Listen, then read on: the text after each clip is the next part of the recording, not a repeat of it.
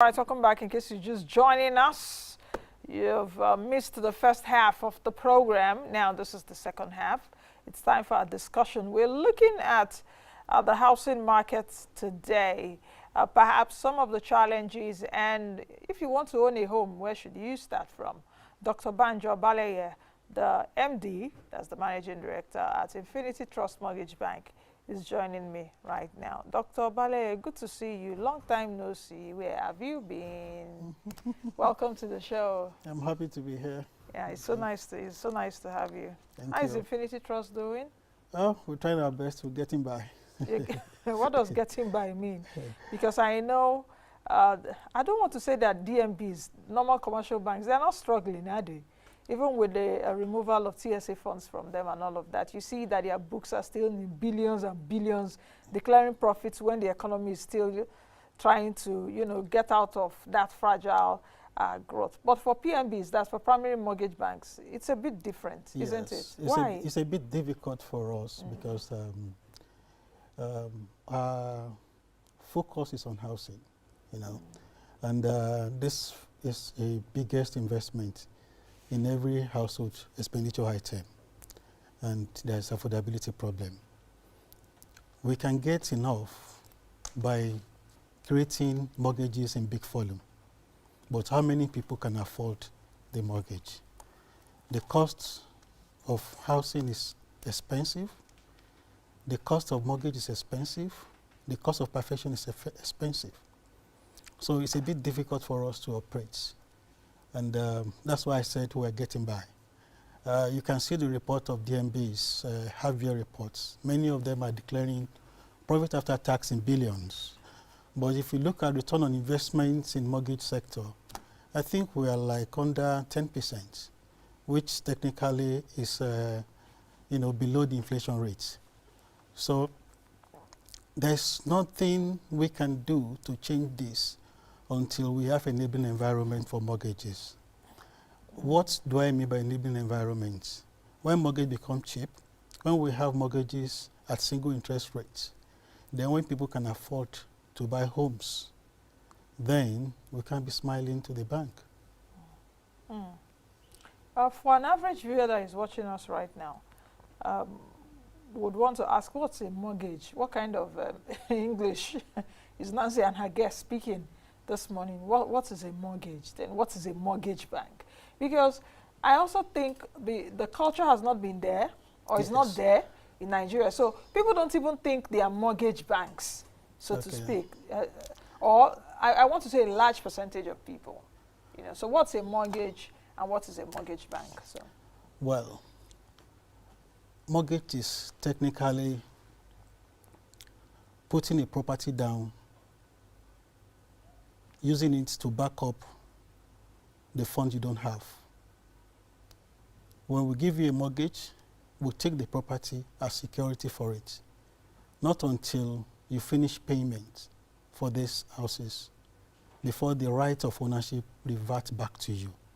But when you contracted a mortgage, the right of ownership of that property is still with the mortgage bank until you finish paying before it reverted back to you.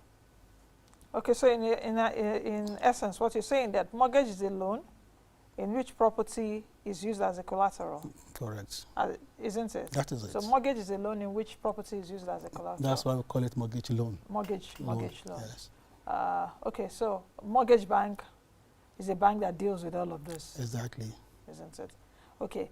It's a specialized bank that focuses only on giving out loans for people to buy their homes. Their homes.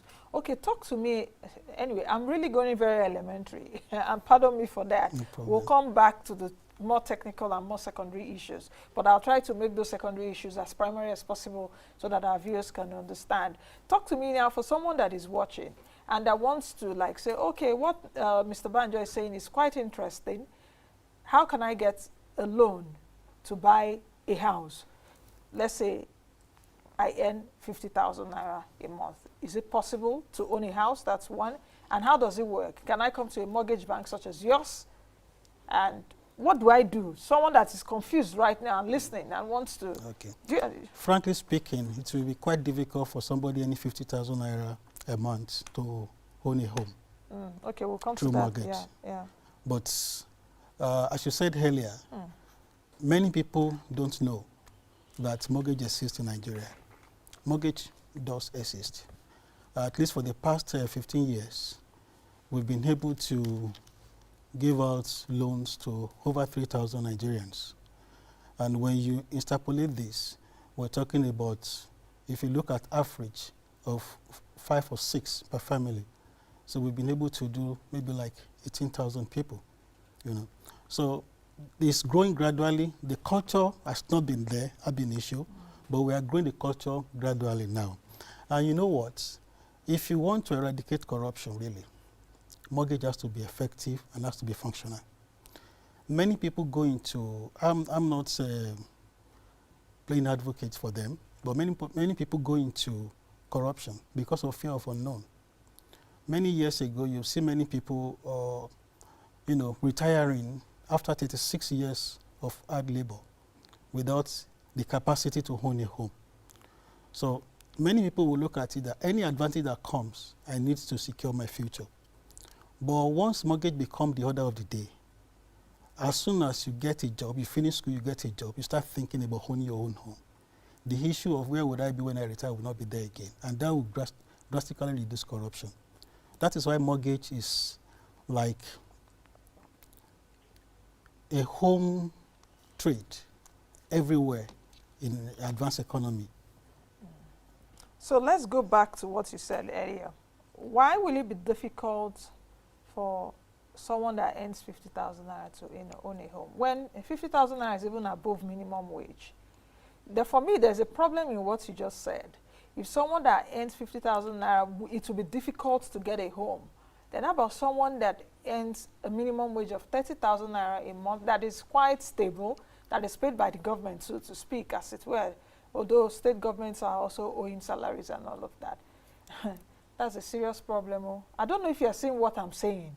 I understand you perfectly. You understand? Yeah, I understand you understand. That means we've not started though. That means there's a problem. You know, we just have to take a step at a time.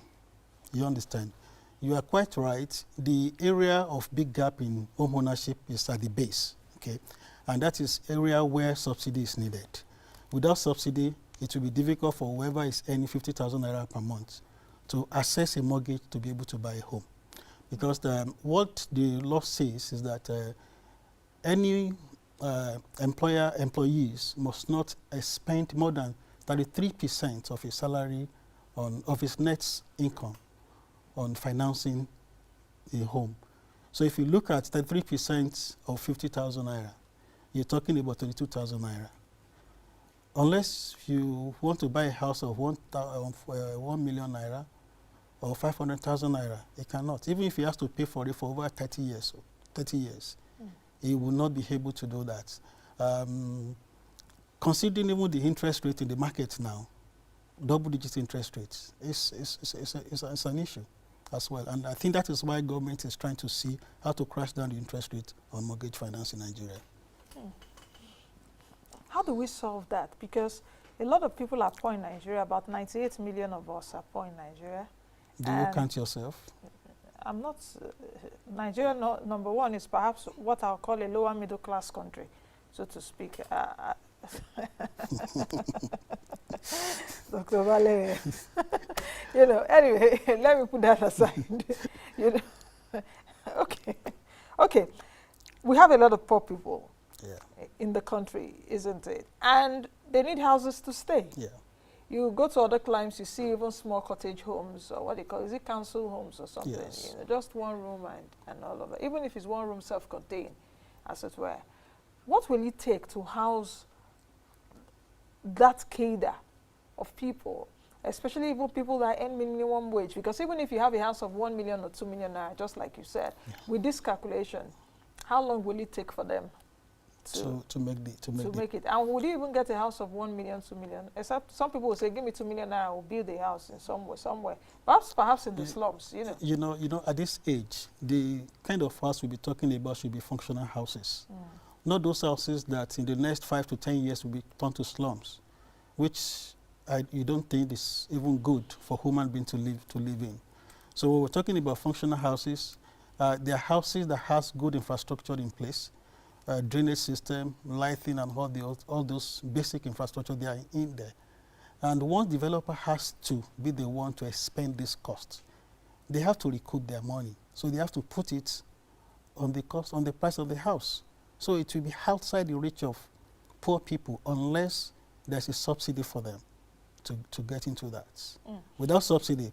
But at the same time, it has been tested that if you can save 35,000 naira to 40,000 naira every month from your salary, you can own a home. You can own a home. Yeah. Can they own a home with you? Someone that can save 35, 40,000. I know where I'm going to, and I really want, this program at least for, even if it's one person to take away something.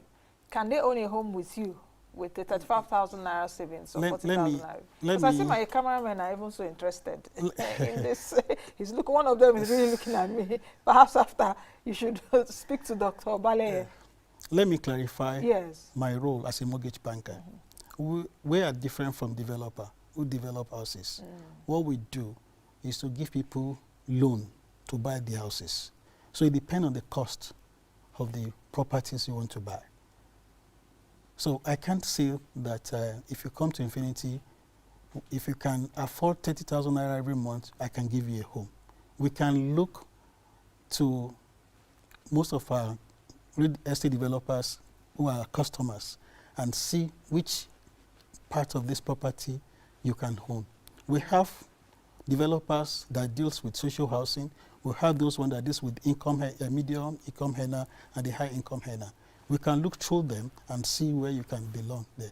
And again, we can equally assist with different kind of funding as well.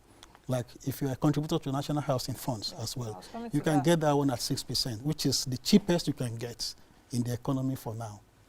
And that will give you, in your repayment, that will give you more than 40% rebates on the repayments. Okay, but I think first and foremost is to open an account, isn't it? Yes, first you open an account. With a mortgage bank. It's not even open an account. You discuss with us what your plans are. They will be able to put you on a proper pedestal that will make you to realize your goal. Nice, to guide you. Yeah. Okay. All right, let's move over to some other, I don't want to say technical, but I will make them as primary as possible. Let's talk about the circular that was issued by the Central Bank on the 5th of September, guides to charges by banks and other financial institutions in Nigeria, removal of interest rate and cap in respect of Part 2, Section 2.1.3. Let me also say, I think the Central Bank in 2007 issued a guide to charges by banks and other financial institutions to moderate charges on various products and services offered by banks and other financial institutions which you are part of. Talk to me about this circular, really. Well, in 2017, MPR was brought into a tariff as a basis for determining the interest rates for mortgage bank, which was actually wrong. Because if you go academic way, if you study mortgage, you will see that mortgage can be contracted either fixed rate mortgage or variable adjustable rate mortgage. If it is fixed rate mortgage like national housing funds, the rate is 6%. If you cut the mortgage for 30 years, throughout the 30 years, it's 6% you're going to pay. Okay. If Federal Mortgage Bank reviews its interest upward, it will not affect those ones that has already been contracted. It will pass through the tenor. It is the new one that will be affected. So you cannot benchmark it by MPR. MPR changes, is volatile. It changes every quarter when the MPC holds their meeting. And you cannot contract a mortgage loan for 30 years through that. You will just be changing the prices, the goalposts every time. It is not done like that anywhere in the world. No. What CBN tried to do is to benchmark international best practice in respect to mortgage finance worldwide. And again, there are a lot of initiatives that are coming on. If you, like now, MPR is about 13.5%. What you are saying now is that if you leave it, the mortgage bank can lend at 18.5%. Now, there are many of us that were lending less than that now. And this created fears among people, but they should have nothing to fear about because we are getting into the regime where interest rate in mortgage will be is coming down gradually. We in mortgage sector, interest rate is a problem for us. The high interest is a problem for us because it limits the volume of mortgage we can create, because affordability is a problem. People don't have enough. Then with high interest rates, it be a more problem. So we are interested in getting funding or incentives that will bring down the interest rate. Any mortgage bank that goes outside the markets, you will lose customer and you will not be anywhere. So many incentive is coming up from the regulator that will bring down the interest rate. There's interest drawback that is coming up, which is equally going to impact positively on mortgage finance in Nigeria. But if NPR is used as basis, it will be difficult for CBN to go below NPR. And I don't think, all things being equal, NPR can go below inflation rates. So we are looking... Because inflation rate is about 11%. It's about 11% now. Yes. But we are looking at, in the next 1 year or before, we are looking at mortgage finance in Nigeria to be below 10%. So are you saying that perhaps removing the cap would, it will cost the market to determine the interest rates? Is that what you're saying? That is what our mortgage is financed. Our mortgage finance is operates everywhere in the world. You index your cost of fund if you cut adjustable or variable mortgage. But if it is fixed mortgage, if tomorrow the interest rate goes up and you cut a fixed mortgage already, the mortgagor is gaining from it. But if the interest rates come low and you cut a fixed rate mortgage, what you can do is to refinance your mortgages and you benefit from that as well. How about, what would you say to those that say that the implication of this is to kill the mortgage industry? What would you say to them? It can never kill the mortgage industry. It will rather make them to be better. Because we already have a housing deficit of about 17 to 18 million houses. So it depends on even who you are listening to, but we have a housing deficit in the millions. Will that also help reduce the housing deficit? Definitely. Once the interest rate on mortgage comes down, then you have more people entering the affordability cycle. Then more mortgages will be created. Then the gap will be closed gradually. What would you say perhaps is the greatest challenge that is facing the mortgage industry which you practice? Because, you know, in housing, we have even the mortgage, we have real estate, we have different, you know. What would you say is the greatest challenge facing the mortgage industry? Affordability is the greatest challenge facing us. That's the truth. Affordability of affordability what? By the consumers. Okay. You know, the mortgage interest rate is too high, and that reduces the number of people that can enter the affordability cycle. So everything has to be done to bring the interest rate down. Okay. Then two, the foreclosure law is an issue with us, and many things are being done in that perspective. Not until we can close up issues, litigations on housing or mortgage disputes timely before we can de-risk the market. And that is embedded in foreclosure law. Once that one is done, every mortgage bankers or any mortgage finance houses will be interested in lending to that market. Now the market is considered very risky. Even when you look at the rental law too, things has to be done on rental law. What do you think should be done? Well, there has to be law that regulates defaults. Okay. There has to be law to regulate default, and there has to be law to put ceilings on the rental cost as well. You know, we just have to be very, very practical as well.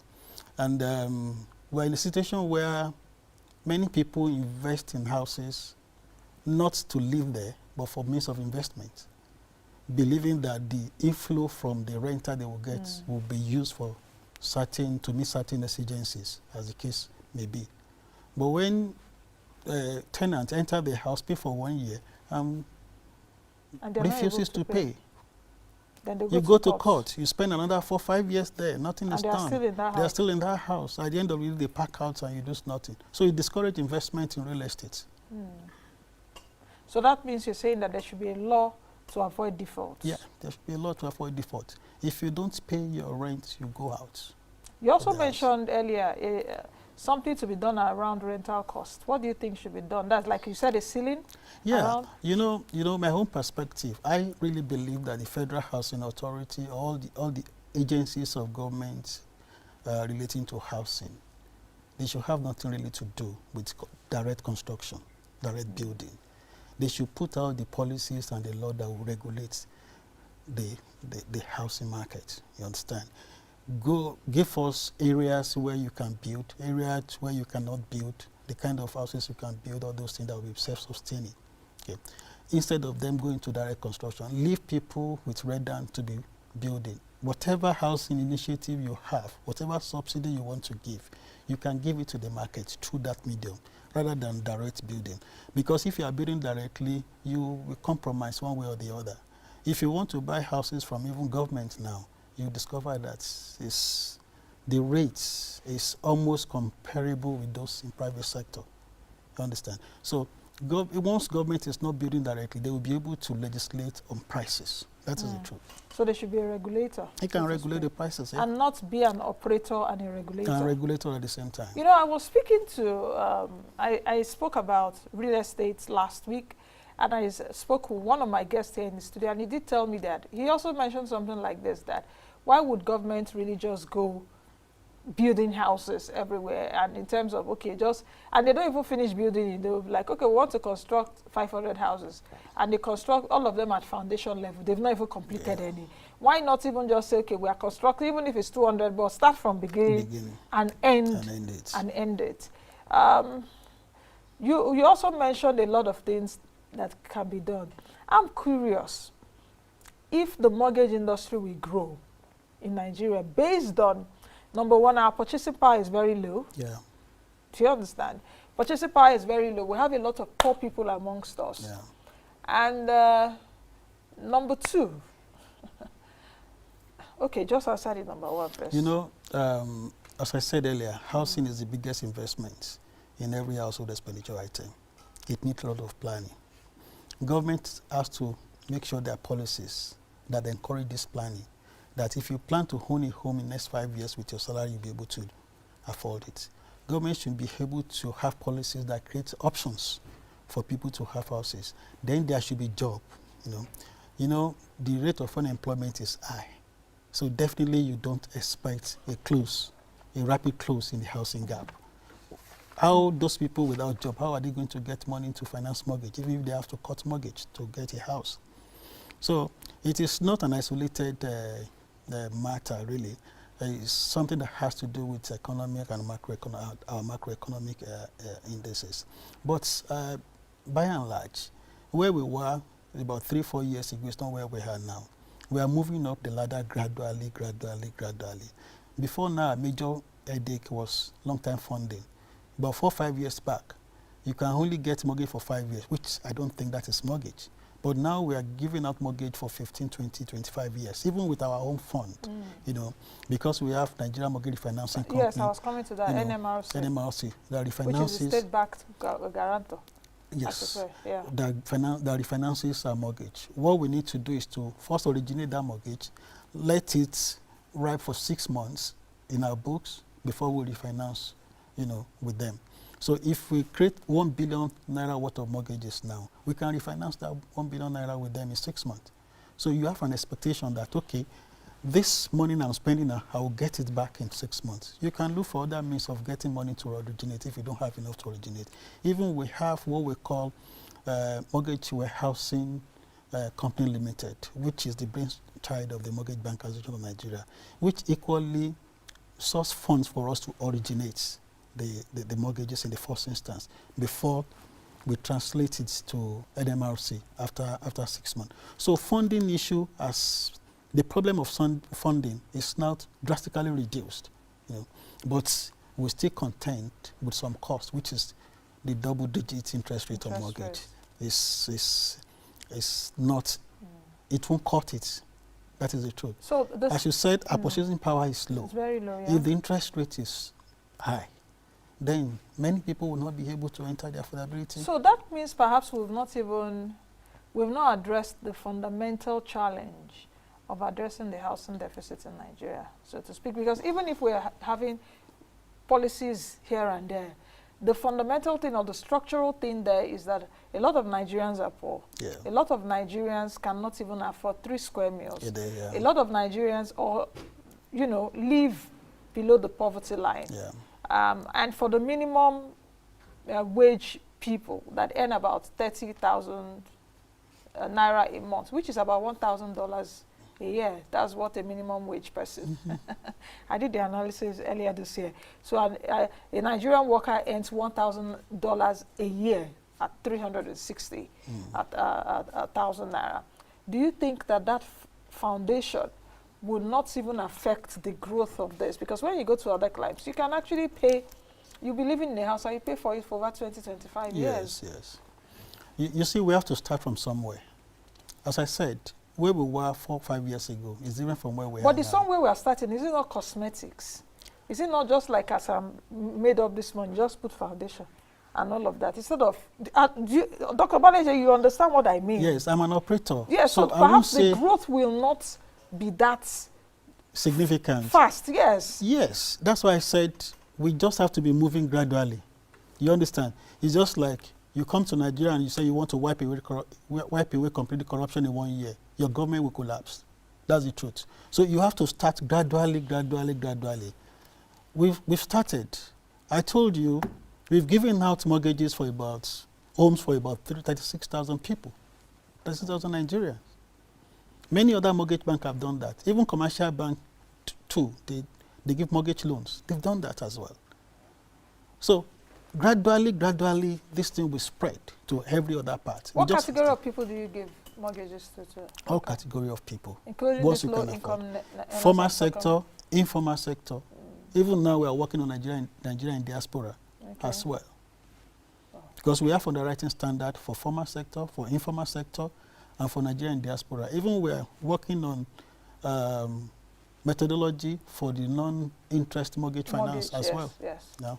Okay. Yeah, which is also very key. Yeah, because we also have some the non-interest bank in Nigeria, non-interest finance. Yes. All right, let's talk about this cashless policy a bit. Let's bring it back. You're giving me a little smile. You know where I'm going to. So talk to me about the cashless policy, and is there any... Okay, the circular that came out from CBN recently. Yes, well, that caused a lot of hoopla. Well, you know, when we are cashless, movement of money can be tracked and corruption can be discouraged. I think that is the policy objective of government. I don't have anything against it, but we have a lot of unbanked Nigeria. We are working towards attracting them so that we can have 90% of working class to be in the banking sector in Nigeria. When we are charging them on deposits, then we are sending them away. That is my issue. Okay.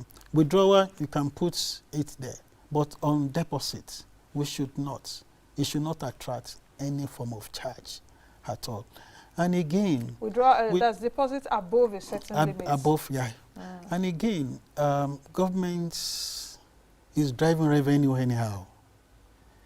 We should be wary of the impact on production. We should be wary of the impact on real sector. If we are not wary of that, we just be killing those businesses gradually with a lot of charges. So when we are putting in place policy for certain objectives, we should synthesize them and look at it. What is the pro and con of this? You know, I spoke to central bank officials on this. In fact, the next day that they brought out that statement, they were here on the program. And they did mention, which I remember vividly, and they said, Nancy, that the people that are shouting these things, or the people that you think will be affected, they don't have up to that 500,000. That from their own data, many Nigerians, a lot of Nigerians do not have up to 500,000 naira in their accounts. So it may not affect those people. So if you can, do you understand what I mean, I do, Dr. Banjo? Yeah. So, well, it's very, very possible. If you're looking at those people at the base of the ladder, it will be hard to find anybody that can have like 500,000 naira in their accounts. It does not belong to that ladder. It should have moved up. But we have a lot of small petty traders now that even their revenue daily can get to like 100, 200 before they report chases. You know, they need to have a means of banking. But if you are now charging them, because the charge is above the 500,000. So let's say you want to deposit 600, you don't pay on the 500. The charge comes on the whatever excess on of that. Yes, yes. All right. If you have questions for Dr. Obaleye, please do. I'm already seeing some comments. Let me read those comments very quickly. Remy Adeleke on Twitter says, Nancy, just a reflection of how wonderful our elites and the so-called labor are by even contemplating 30,000 naira as minimum wage. With 30K minimum, no civil servant can afford a shelter.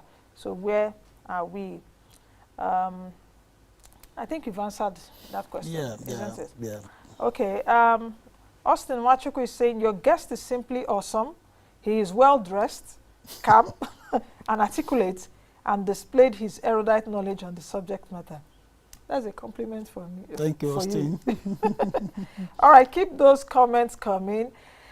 My guest on the show told me last week, too, when I was talking about real estate, that people in the rural areas don't complain of there are no houses. There's those of us in the urban centers.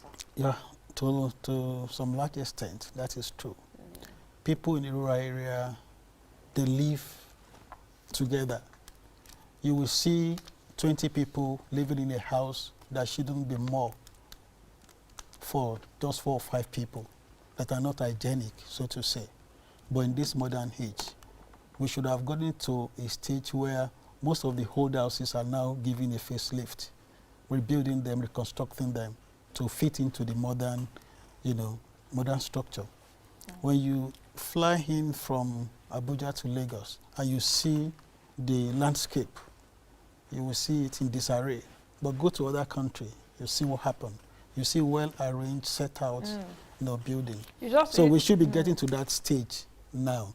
Yes, anywhere in the world, the cities, they have the largest, gap in housing delivery because they are congested. People are moving from rural to urban. So that migrations equally will leave some spaces for them at the rural area while burdened by the cities. When you just talk about landscape, what came to my mind is what is our Nigerianized architectural landscape? You go to other countries, you see houses built according to culture and all of that. But here, it seems everything is just scattered. That's an issue for another day.